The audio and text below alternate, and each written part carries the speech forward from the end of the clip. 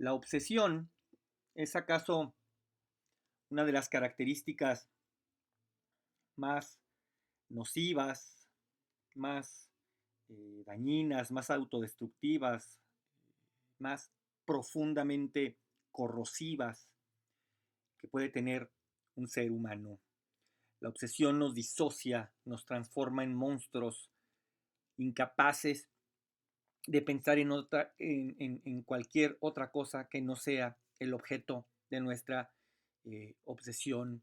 Nos hace que nos importe poco nuestro entorno, nuestros amigos, nuestra familia, la gente en general que nos rodea. Todo se vuelve poco al lado de nuestra obsesión. Es un motor que nos mueve, que nos empuja hacia adelante, sí, pero que nos empuja hacia adelante sin ninguna capacidad de reflexión, nos conduce directamente al abismo, a un abismo del que difícilmente uno puede escapar. Esto, esto es algo que distingue muy bien el carácter del capitán Ahab, pero también el de Herman Melville, porque precisamente la obsesión fue algo que lo llevó durante 18 meses a escribir prácticamente en un estado de delirio, totalmente poseído, su obra máxima que es Moby Dick. Hola, ¿qué tal? ¿Cómo están? Todas, ¿cómo están? Todos, es un placer tenerlos nuevamente por aquí en este espacio donde ya saben que no hacemos otra cosa que no sea hablar de libros. Y sí, hoy toca hablar de Moby Dick, esta obra maravillosa, esta cumbre de la literatura universal. Pero antes de comenzar, ya saben las recomendaciones de siempre: like, comentar, suscribir, compartir y todas esas cosas. Estamos, ya saben, aquí en YouTube, en Spotify y en Amazon Music. ¿Por qué hacer un video más, una reseña más de Moby Dick cuando tanto se ha dicho? Creo que es justo hacer un video más, sumar otro video más a los tantos y tantos que hay en cualquier tipo de red sobre este libro, porque es uno de los libros que han caído en desgracia, en esa maldición que tienen los grandes clásicos de la literatura, que es ser un libro del que todo mundo habla, pero que poco se lee. No hace mucho se cumplió el bicentenario del nacimiento de Herman Melville, y eso llevó a que se reeditara en ediciones ominosas y costosas como como las de Valdemar, pero también en ediciones bastante asequibles de un montón de editoriales, como está en Colección Fractales o está en las mismas colecciones de Editores Mexicanos Unidos.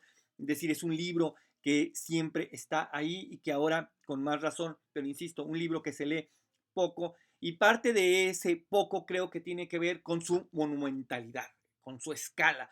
Es un libro que de entrada asusta, es un libro que no mucha gente eh, se atreve a emprender la lectura de un coloso de este tipo. ¿Quién es Herman Melville? Un escritor estadounidense nacido en 1819 y muerto en 1891 a la edad de 72 años en la ciudad de Nueva York. Es un escritor de lo que se entiende como el Renacimiento americano, del cual él es, digamos, una de sus principales figuras, uno de sus principales exponentes, al lado del otro escritor norteamericano que es Nathaniel Hawthorne, autor, por supuesto, de la maravillosa Letra Escarlata y de un montón de relatos que tienen que ver con el conservadurismo americano y con sus casas de brujas. Melville es de esos autores que su vida es tan interesante como su obra. Estoy pensando aquí concretamente en Red Marut, en Beth Traven, es que este escritor, eh, a saberse austriaco, en todo caso avecindado en México, donde construye prácticamente toda su obra y del cual poco se sabía, y cuando se empezó a saber descubrimos una vida apasionante. Algo así pasa con Herman Melville, un tipo apasionado un tipo que buscaba las aventuras, un tipo que a los 19 años se embarca desde Nantucket y empieza una serie de viajes rumbo a Liverpool y se empieza a embarcar en barcos balleneros, en uno de los cuales se enfrenta a un capitán atroz y sumamente disciplinado, que era exigente hasta la ignominia, cosa que lleva a Melville a desertar de este barco cerca de unas islas en el Pacífico, en la cual es acogido por una población de caníbales y pasa ahí 100 días y 100 noches hasta que un barco australiano pasa y lo rescata. Y en este barco él va a encabezar un motín para tomar el barco. Es decir, eh, Melville es un hombre que vivió el mar, es un hombre que se atrevió a ver la oscuridad de frente, es un hombre que vio el abismo de frente y que cuando el abismo le devolvió la mirada, este la sostuvo y no parpadeó. Ese es Herman Melville. Este es el hombre que durante 18 meses de 1949 a mediados de 1950 escribe esta maravillosa obra inspirada en dos hechos fundamentales. El primero es que el barco Essex es un barco que fue atacado, este es un hecho histórico, pues un evento histórico, que fue atacado por una ballena y que fue hundido y en el cual los pocos marineros que lograron sobrevivir, si no recuerdo mal, fueron 8 o 9 marineros que lograron sobrevivir al ataque de esta ballena, fueron rescatados luego de un par de meses de estar vagando en unas pequeñas lanchas salvavidas a la mitad del océano, de ese inmenso océano Pacífico. Este evento histórico del barco Essex es el que inspira de manera directa a Herman Melville a escribir esta maravillosa novela de la cual vamos a hablar en un momento. Otro evento, quizá más anecdótico, más circunstancial, pero que hace referencia también a de dónde viene la inspiración de este relato, de dónde, cuál es la materia prima de la que Herman Melville se sirve para construir su obra, es que en el sur de Chile hay una pequeña isla, la isla Mocha, en la cual se sabe que por esos tiempos, estamos hablando de mediados del siglo XIX, había gran avistamiento de cachalotes albinos, cosa que es una cosa muy rara, porque la mayoría de los cachalotes son grises. Y aquí había una serie de cachalotes albinos y había uno que particularmente era de un carácter violento, del cual se sabía que atacaba a los barcos que pasaban por ahí y a la cual los locatarios la llamaban Mocha Dick. Y de ahí viene también un poco esta inspiración, insisto, un poco más anecdótica, de donde Herman Melville se sirve para construir esta maravillosa novela, esta obra descomunal, este, este género en sí mismo que es Moby Dick. Tiene también uno de los inicios más recordados de la historia de la literatura. Todo el mundo, aunque nunca hayamos leído el libro, hemos escuchado ese inicio donde empieza nuestro narrador diciendo, llámame Ismael, call me Ishmael. Es decir, que desde el inicio tenemos a un personaje que no sabemos quién es, que nos pide que lo llamemos de una manera, pero que su identidad verdadera va a quedar en secreto, va a quedar oscurecida y va a quedar ensombrecida, porque no interesa. Lo que interesa es lo que nos tiene que contar, que es el viaje tremendo que emprende el Pequod desde Nantucket hasta las islas del Pacífico en búsqueda de Moby Dick. Una novela de aventuras, quizá, sí, en la parte más superficial del libro, pero una novela de una profunda reflexión filosófica, de una profunda reflexión psicológica de los personajes y de la voluntad del hombre, de las obsesiones del hombre.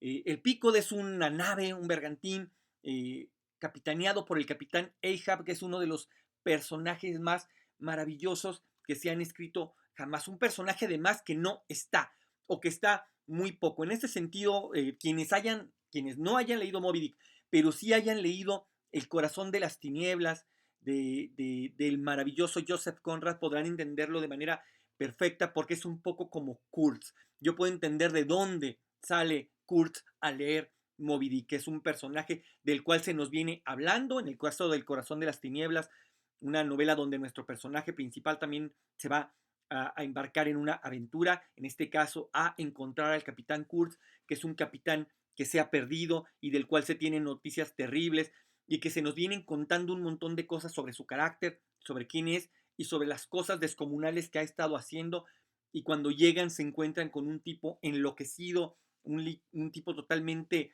desbordado, que ha modificado y que ha mutado completamente su punto de vista sobre las cosas que atormentan el corazón del hombre. Ese personaje también es Ahab. Ahab es este capitán que en una de sus múltiples aventuras fue atacado por este cachalote blanco, por Moby Dick, y en este ataque él es uno de los pocos sobrevivientes, pero no queda totalmente ileso. Él pierde una pierna. Esa pierna él la va a suplir con un palo. Esto también nos recuerda a John Long Silver de la maravillosa novela de la Isla del Tesoro de Robert Louis Stevenson.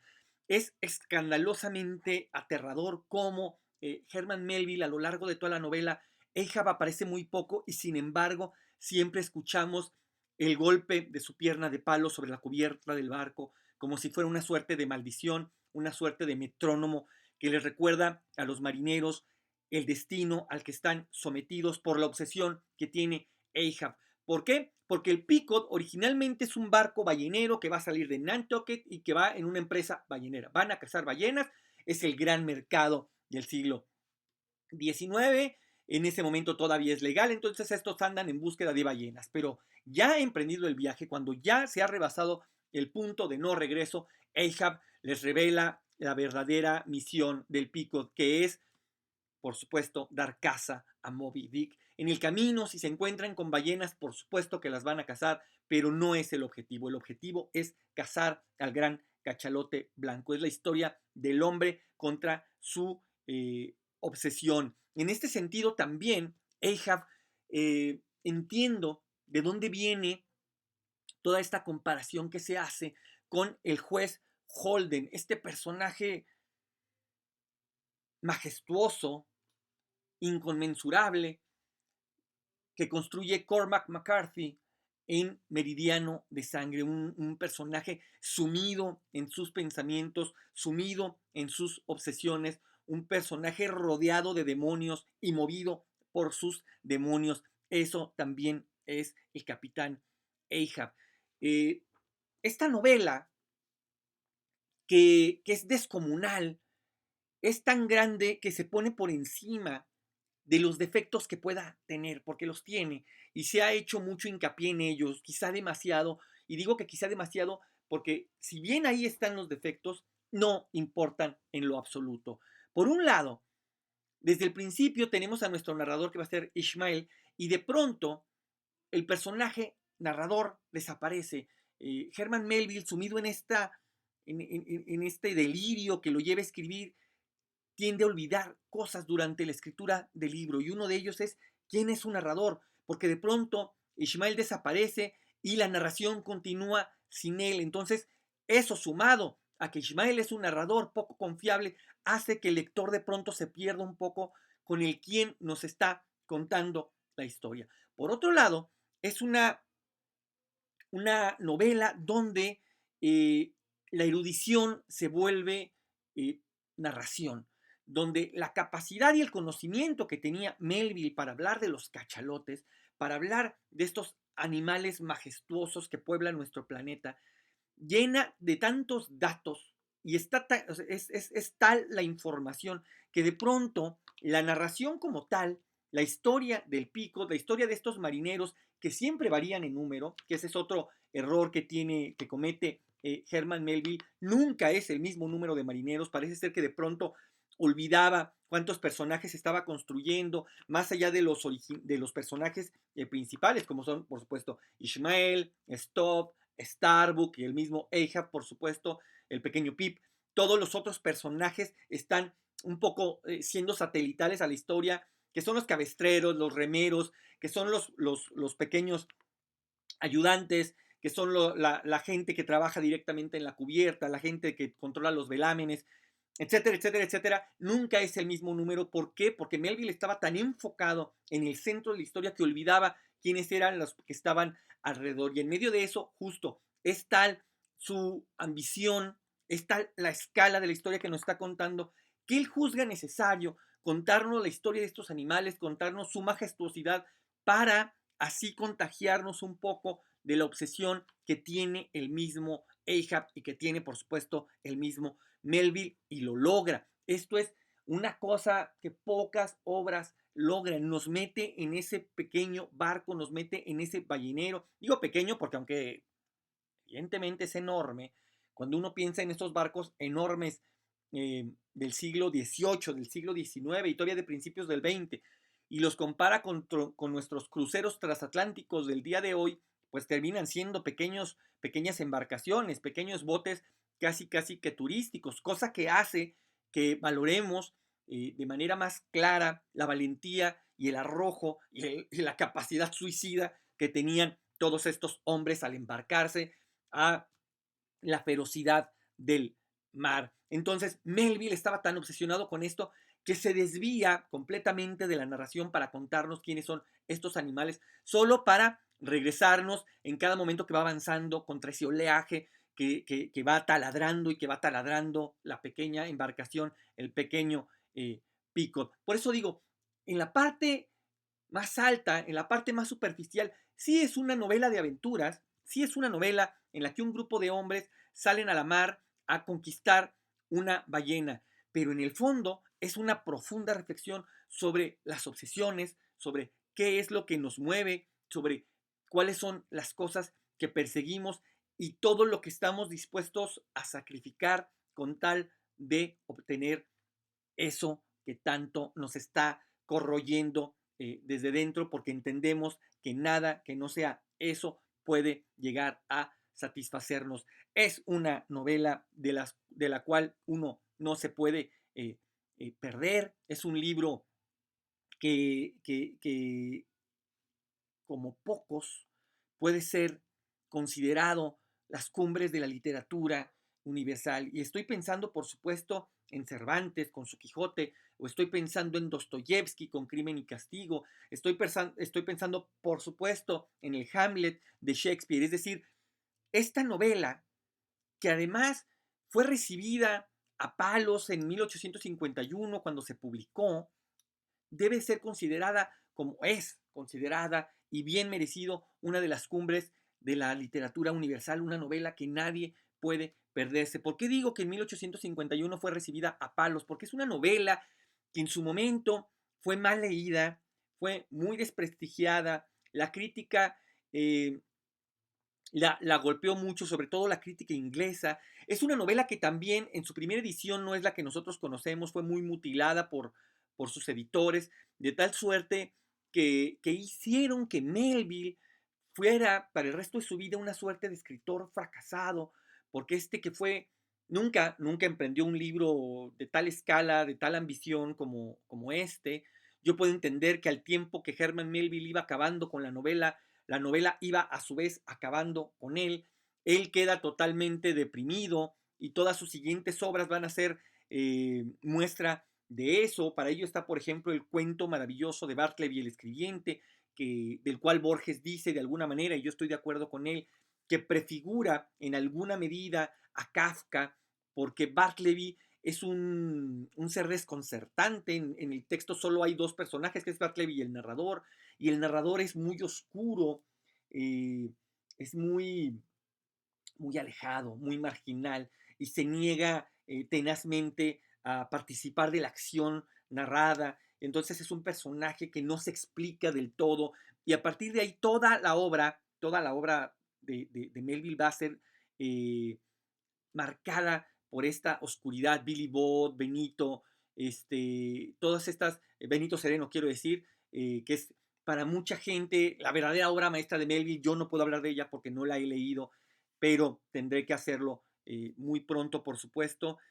Toda esa obra ya fue marcada por este halo de oscuridad que había caído sobre el espíritu de Melville, por todas estas críticas que había tenido Moby Dick, por cómo había sido muy poco valorado, porque no había sido entendido que esto era realmente dentro de esta obsesión eh, de la cual participamos con Ahab. Moby Dick es en el fondo una profunda pesadilla, es la pesadilla de no poder deshacerse de ese objeto que uno desea, y es la tensión. Si uno se va a poner incluso psicoanalista, uno puede entender qué está pasando en la cabeza de Ahab, porque su mayor objeto de deseo es también el objeto que más odia, y eso va a generar en él una tensión como no se ha visto, creo yo, o al menos en lo que yo he leído, otro en la literatura. Nada, Moby Dick es un clásico del cual nunca va a ser suficiente hablar de ella, que siempre se tiene que seguir recomendando, porque es una novela, insisto, de la cual mucha gente habla, de la cual mucha gente sobaquea, porque da cierto prestigio andar por la calle con un libro con Moby Dick bajo el brazo, sentarse en un café y dejar el libro sobre la mesa para que la gente vea que uno está leyendo Moby Dick y no cualquier otra tontería, pero es una novela que realmente se lee muy, muy poco. Nada, hasta aquí llegamos con esta video reseña y nos vemos y nos escuchamos muy pronto con otro libro. Cuídense mucho, mi nombre es Jonathan Frías.